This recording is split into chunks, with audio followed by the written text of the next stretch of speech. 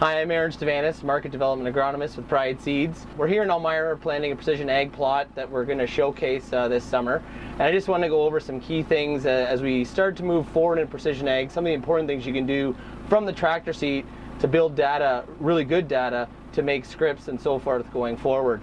So one of the most important things is to put the variety in correctly. So we're planting soybeans here. I know it's a little different planting one 30-inch rows, but that's how we can do the variable rate with the setup we have.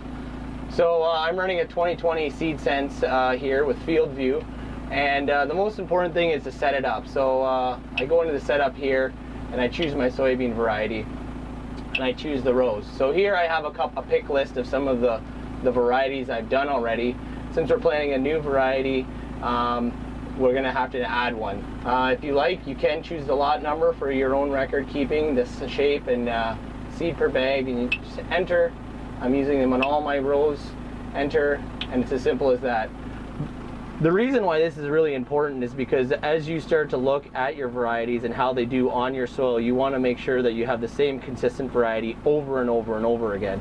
Also, if you're going to be sharing them with your seed company to say do scripts or with a third party, then it's important to have that proper naming so you can do it year over year and have consistent data. So one more thing to follow up before we start planting here is to make sure we have the right script loaded. So in this specific plot that we've been working on here with Veritas is that we're going to do two different scripts. So it's changing in population breaks, and then it's going to be totally randomized, and then we go over to the next strip with a total different randomization. So the idea is that we get good multiple location data off of each population. So to get the population in here, we just go to the setup and we go to the field, and I select the field, and here it has a prescription section. So we're on soybean prescription 2, which is the one we just did. So now I change it to soybeans prescription 1 and enter, and the target rate, which is the population, and enter, and back to the home.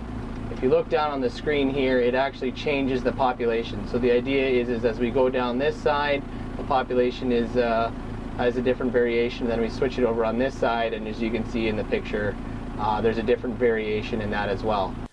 So I'm in the field with Erin Eagen Duquette from Veritas, and we're here planting our plot, our variable rate plot with Pride Seeds here in Elmira.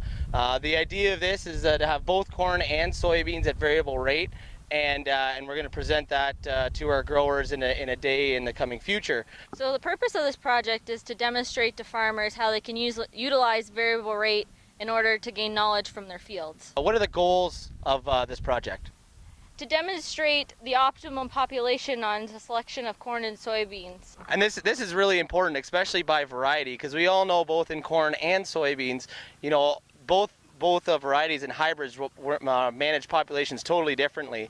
And hopefully even in the coming years we can look at fertility as another part of that, but we figured we start with the basics first and work with populations and make sure we get the optimum population per hybrid. So the third question, which is of course the most important, what are producers going to get out of this plot?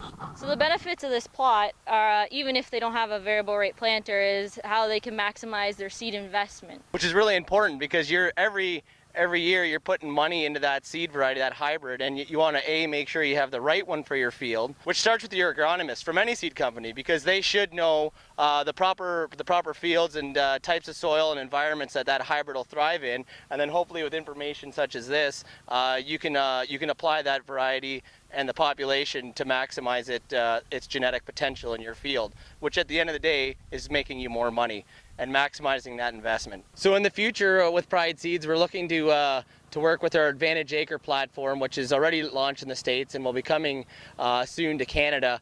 But we find it very important to also work with our third-party people because, like I said before, they're the boots on the ground and have the knowledge that we just continue to learn from them and have projects such as this. So stay tuned for more information on the project and also the results coming in the fall.